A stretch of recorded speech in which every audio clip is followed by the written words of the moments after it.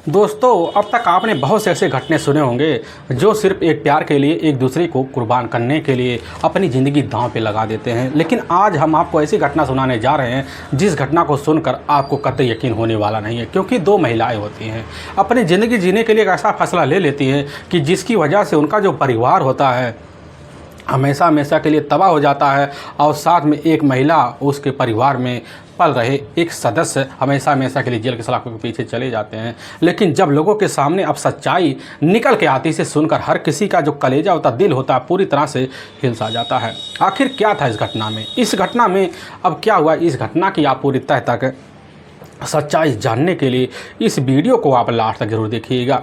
नमस्कार दोस्तों, मैं प्रदीप कुमार आपको इस क्राइम ऐसे कैसे चैनल पर मैं स्वागत करता हूं। दोस्तों आज की जो सच्ची घटना है या घटना सुनाने से पहले मैं आपसे छोटा सा रिक्वेस्ट करना चाहता हूं कि अगर आप इस चैनल पर नए हो और पहली बार आए हुए हो तो एक बार जाकर अपने इन्हीं प्यारे हाथों से आप इस चैनल को सब्सक्राइब और लाइक और शेयर जरूर करें, ताकि आपकी वजह से इम्पोर्टेंट होने के नाते यह जो वीडियो है आज काफ़ी लोगों तक पहुँचाया जा सके, और इसके लिए हम आपके तहे दिल से शुक्रगुजार रहेंगे। दोस्तों आज की यह जो सच्ची घटना है, यह घटना है ठीक उत्तर प्रदेश और उसी की राजधानी है लखनऊ, और ठीक उसी में ही इस्माइल एक गंज पड़ता है। वहीं के रहने वाले अब बबलू सिंह होते हैं। बबलू सिंह मौके पर एक कॉलेज होता है, उसी में जाकर मौके पर अब पढ़ाई कर रहा होता है, और जब पढ़ाई करता है, पढ़ाई करते वक्त जो होता है उसकी मुलाकात जाकर निर्मला नाम की एक खूबसूरत युवती से हो जाता है। होने के बाद उसके परिवार वाले जब पता पाते हैं निर्मला को हमारा अपना बेटा बबलू पसंद करता है, तो बबलू की जो शादी होती है जाकर निर्मला से करवा दिया जाता है।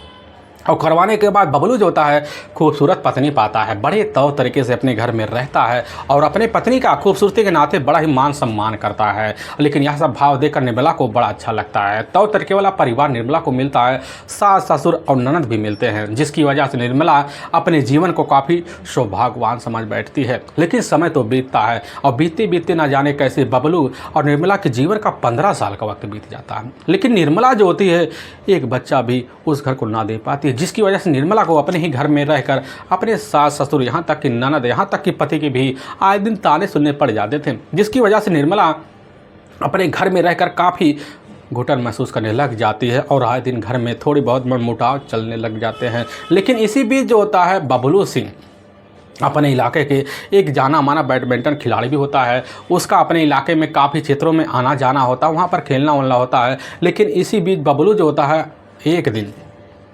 अब जाता है खजुहा रकबा गंज पड़ता, वही बैडमिंटन खेल रहा होता है, और उसी जगह पर एक महिला एक कुर्सी पर टेक लगाकर खड़ी होती है। उसके जो कपड़े होते हैं तौर तरीके वाले नहीं होते हैं, जिसे बबलू देखकर पूरी तरह से मोहित सा हो जाता है। लेकिन बबलू जब उस महिला के पास जाता है, जाने के पास उसकी सारी बैकग्राउंड के बारे में जानकारी पता चलता है, यह जो युवती होती है इसी इलाके की रहने वाली है।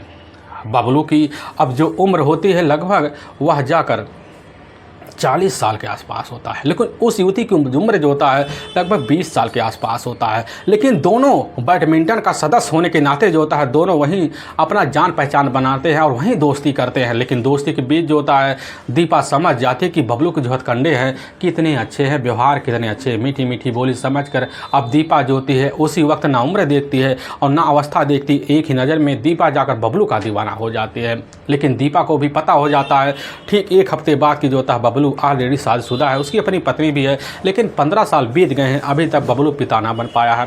लेकिन इसी बीच जो होता है दीपा पूरी तरह से बबलू को अपने बस में करने के लिए चाल स्वभाव वाली बात जो होता है आए दिन रखना शुरू कर देती है, जिसकी वजह से हर मुलाकात बढ़ते दोनों के बीच प्रेम प्रसंग चालू हो जाते हैं।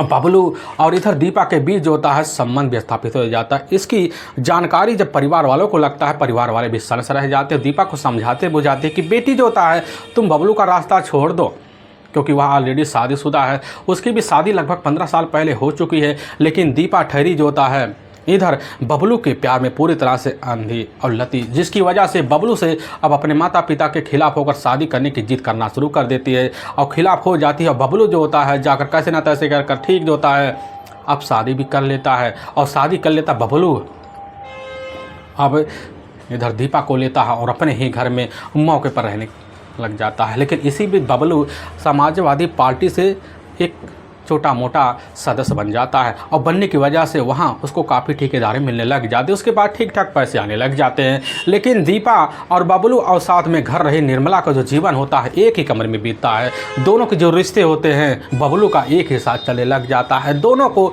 एक ही मर्द से एक साथ ऐसी लत लगती है जिसकी सिलसिला आए दिन हर दिन चलने लग जाता है। लेकिन ऐसे चलते चलते 1 साल का जब वक्त बीतता है तो दीपा टोटल एक बेटी की माँ बन जाती है, जिसमें बड़ा बेटा का नाम यशराज होता है। लेकिन कुछ साल और बीतता है, एक छोटा बेटा होता है जिसका नाम होता है युवराज होता है। 2 बेटे होते हैं। होने के बाद जो होता है बबलू दोनों बेटों का दाखिला पास एक स्कूल होता है करवा देता है और करवाने के बाद सिलसिला यूँ ही चलता है। लेकिन चलते चलते कुछ सालों का वक्त और बीत जाता है। लेकिन इसी बीच बबलू जो होता है काफ़ी बड़े बड़े नेता उठ के बैठने की वजह से, ठेकेदारी की वजह से शराब का सेवन करता है और अपने घर पहुंचता नशे में। तो निर्मला भी मना करती और इधर हिना भी मना करती। और जब मना करती और मना करने के बाद दीपा और निर्मला और साथ में बबलू के बीच झगड़े तकरार होते हैं। यह सिलसिला और बढ़ जाता है जिसकी वजह से दीपा परेशान हो जाती है और इसी परेशानी को दूर करने के लिए कोई ना कोई अब जो होता है जुगाड़ पानी करने के लिए दीपा भी लग जाती है। सोच लेती है कि आखिर बबलू की वजह से हमारे घर परिवार का और बच्चों का भविष्य ना बन पाएगा, जिसकी वजह से अब दीपा जो होती है अपने बड़े बड़े कुछ महिलाओं से संपर्क करती है और उन्हीं से राय मशवरा लेती है। और दीपा जो होती है अपने ही इलाके में जाकर अपने ही सहेलियों की मदद से जो होता है अब इधर एक ओम जागृत सेवा संस्थान अब खोल लेती है जो एनजीओ के नाम से होता है। अब एनजीओ जब चलाने लग जाती है तो इधर जो होता है समाजवादी पार्टी जुड़े होने की वजह से बबलू जो होता है अपनी पत्नी का भी हाथ बटाना शुरू कर देता है और बड़ी जल्दी जो होता है एनजीओ को कई सारे प्रोजेक्ट अब बबलू दिलवा देता है और जिसकी वजह से अब इधर दीपा को काफ़ी सारे पैसे आने लग जाते हैं। और जब आने लग जाते हैं तो आने की वजह से काफ़ी महिलाओं का संपर्क जो होता है दीपा से बन जाता है। तभी इसी बीच अब साल 2008 का ही वर्ष होता है, जनवरी का महीना होता है। उसी महीने में ही दीपा के पास एक महिला पहुंचती है, सुमन, जो देखने में काफ़ी खूबसूरत होती है लेकिन उसका जो पहनावा होता है एक लड़कों की तरह होता है। अब इस अवस्था को देखकर वहाँ दीपा नहीं समझ पाती कि आखिर यह लड़का या लड़की है। लेकिन अपने सारा परिचय जो होता है सुमन वहीं दे बैठती है, कहने लग जाती कि हमारा जो निवास है ठीक इसी इलाके के ही जो कटरा शाहबजरापुर पड़ता है वहीं के हम रहने वाले हैं।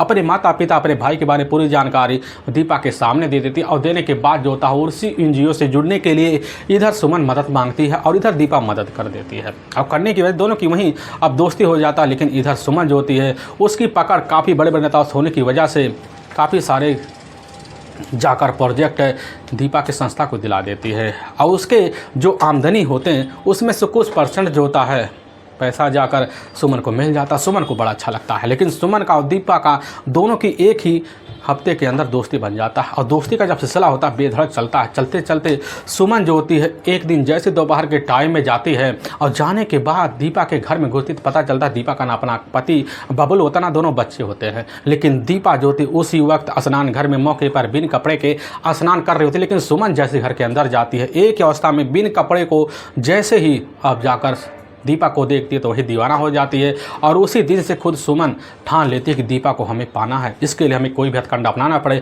लेकिन उसी दिन से इधर सुमन जो होती है दीपा के इर्द गिर्द मरना शुरू कर देती है। लेकिन दीपा भी समझ जाती है कि सुमन की चाहत कहाँ तक है। लेकिन एक दिन सुमन के सामने जब ऐसी बात आती है सोच लेती है कि हमें कोई ना कोई हथकंडा तो अपनाना पड़ेगा। और लेकिन दोपहर के टाइम का वक्त का इंतजार भी करती है और दोपहर के टाइम में इधर दीपा किचन में होती वहीं पहुंच जाती है और पहुंचने के बाद सुमन अपने प्यार का इजहार कर लेती है। और जैसे सुमन समझ जाती कि आखिर तुम तो एक लड़की हो, हमारे सामने इस तरह की प्यार का इजहार कैसे कर सकते हो। लेकिन सुमन कह देती है क्या करें, हमारे अंदर एक मर्द की जिज्ञासा है और हम चाहते हैं तुम्हारे सामने एक पुरुष वाला व्यवहार करें। लेकिन दीपा भी समझ जाती कि चलो अपने परिवार में ना सही खुशी मिली तो सुमन से मिल जाएगी। ये सब सोच कर इधर सुमन से हाथ बढ़ा देती दोस्ती का और दोनों की दोस्ती होता। फिर जो होता है एक ही कमरे में जाकर दोनों के बीच इधर अनैतिक संबंध बनते हैं। अब यह सिलसिला जो होता है दीपा और सुमन के बीच हर वक्त चलने लग जाता है और चलते चलते कई महीनों का जब वक्त बीतता है तो इसी बीच सुमन के ही गांव में मौके पर महिलाओं के लिए एक प्रधानी चुनाव का सीट आ जाता है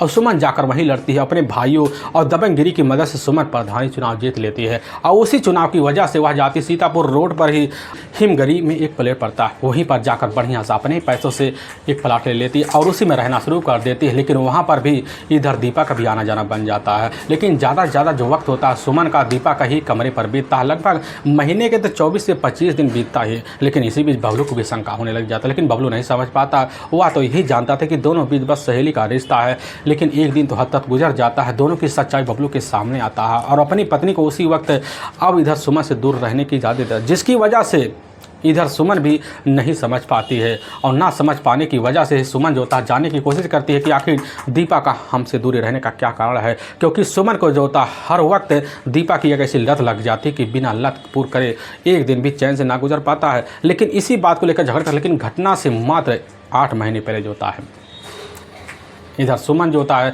दीपा से लगभग 3.5 लाख रुपए एडवांस ले लेती है। और लेने के बाद जो होता है लगभग जब 6 महीने का वक्त बीतता है तो इधर खुद दीपा जब मांगती है लौटा नहीं पाती, जिसकी वजह से झगड़ा तगड़ा शुरू हो जाते हैं। और झगड़ा जब बढ़ता है तो इधर दीपा और सुमन के बीच दूरी पनप जाता है, क्योंकि बबलू जो होता है सुमन को हर वक्त अपनी पत्नी से दूर रहने की हर वक्त धमकियाँ देना शुरू कर देता और दरारें पड़ जाती हैं। और वक्त तो गुजर जाता, तभी 27 जनवरी का दिन होता है। दीपा पहुँचती है, उसी वक्त जो होता है अब दीपा से कहने लग जाती है हमारे दूर रहने का कारण क्या है, तुम्हें पता है कि हमारी ज़िंदगी तुम्हारे बगैर ना चलने वाली है। लेकिन उसी दिन से धमकी देते हुए कहने लग जाती कि हमारे घर आज से तुम्हारा आना जाना बंद है और पैसे हमें वापस कर दो। लेकिन इसी बात को लेकर काफ़ी झगड़े तकरार होते हैं।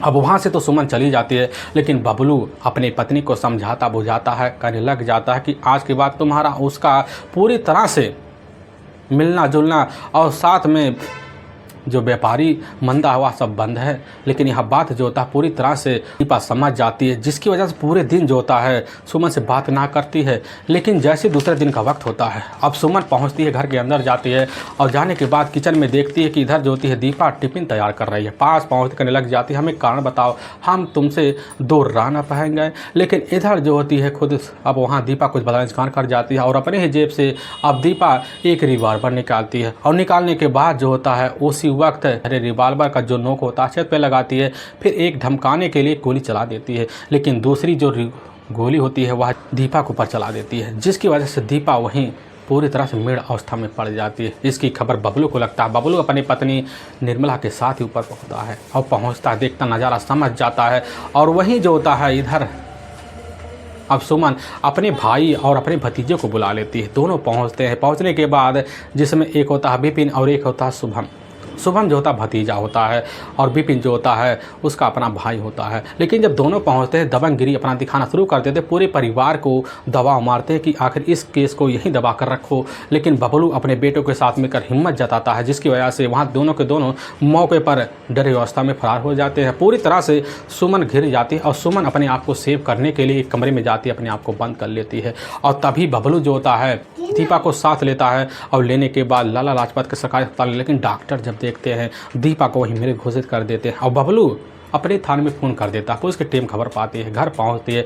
पहुंचने के बाद जो होता है सुमन उर्फ छोटू को कब्जे में लेती है और ले जाती है, वहाँ के थाने में पेश कर देती है। और थाने में चंद मिनट के अंदर जो होता है सुमन उर्फ छोटू अपना सारा जुर्म कबूल कर लेती है। लेकिन जो सच्चाई रखती है सुनने के बाद तो हर किसी का वहाँ कलेजा हिलसा जाता है। लेकिन वाकई में दोस्तों पुलिस के सामने जब यह सच्चाई निकल के आते हैं सुनने के बाद तो लोग अपने कानों पर कतई यकीन नहीं करते हैं, लोग तरह तरह की बातें भी करते हैं। लेकिन पुलिस की जो टीम होती है अब दूसरी तरफ जाकर शुभम और विपिन को भी अपने कब्जे में लेती है और तीनों को ले जाती है, वहाँ के कोर्ट में पेश कर देती है। और कोर्ट में तीनों के ऊपर काफ़ी गंभीर धारा मुकदमा दर्ज करके ले जाकर हमेशा हमेशा के लिए जेल की सलाखों के पीछे डाल दिया जाता है। दोस्तों हमें इस घटना का सुनाने का जो उद्देश्य है किसी के दिल को ठेस पहुंचाना नहीं है, बल्कि आपको यह बताना कि आप जहां भी रहें आप सावधान और सतर्क जरूर रहें। दोस्तों फिर मिलेंगे एक नए वीडियो के साथ, तब तक के लिए जय हिंद जय भारत।